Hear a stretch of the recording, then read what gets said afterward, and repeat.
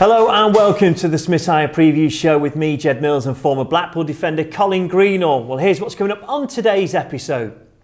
We'll look ahead to Saturday's match at Bloomfield Road as the Seasiders welcome Millwall. New signing Jake Beasley reflects on his first week in training since his move from Rochdale. Neil Critchley shares his thoughts on this weekend's match.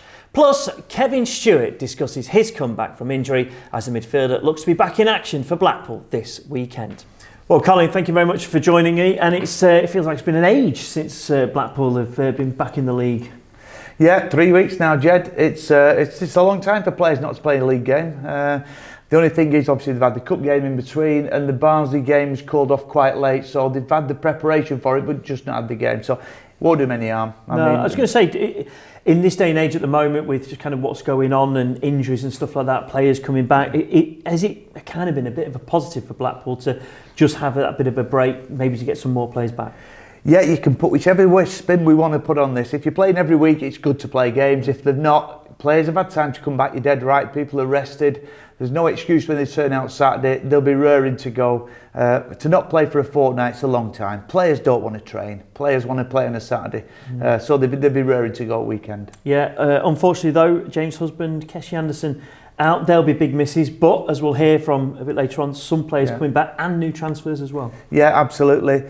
But I think you can go back 12 months, Jed, and every week, I think for maybe the last 4 months of the season last year, when there was an injury, someone stepped in and did the job. Someone stepped in and did the job. And again, you've got to give Neil Critchley so much credit. He's put a squad together that when there is one or two missing, people can come in and they fill a gap. They know the jobs.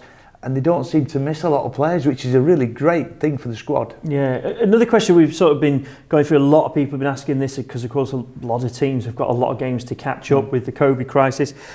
Is it better to have the points on the board or the games in hand?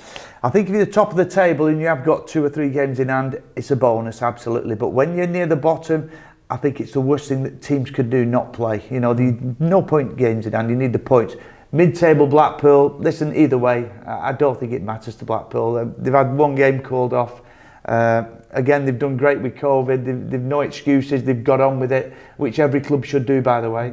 And no, they'll be fine. 1 game they've missed, so they'll be absolutely raring to go, as I said. Yeah, we'll hear from one of the new signings coming up, Jake Beasley, which I know you've seen a few times as well. But Owen Dale signing on the dotted line, went back, then came back in and signed. I remember the Reading game, really impressed with him. He's not had much action, but Neil Critchley sort of saying that, you know, hopefully just kind of a permanent deal, he can kind of settle down a little bit more. Yeah. Do you find that, like, as a player, when you've been on loan, it's, you know, that sort of permanent contract, it's a different mindset? Absolutely.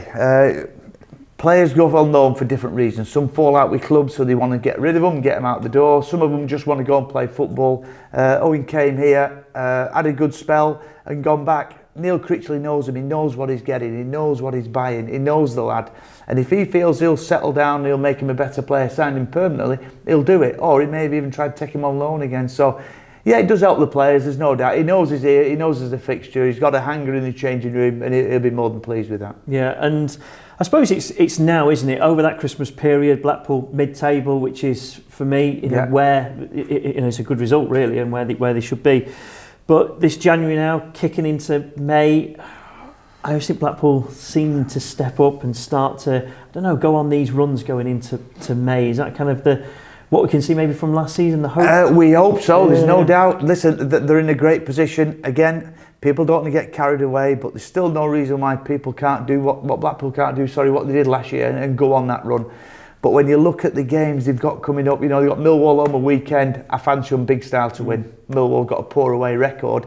Then you've got Fulham, and then you've got the other big teams. There's no easy, I'm not saying easy game, there's no game that you can go into and think, I really fancy us today, and think, oh, there's 3 points. You just can't do it. So it'll go either way for Blackpool. My either way is they finish mid-table or they finish just, you know, in or just below the playoffs.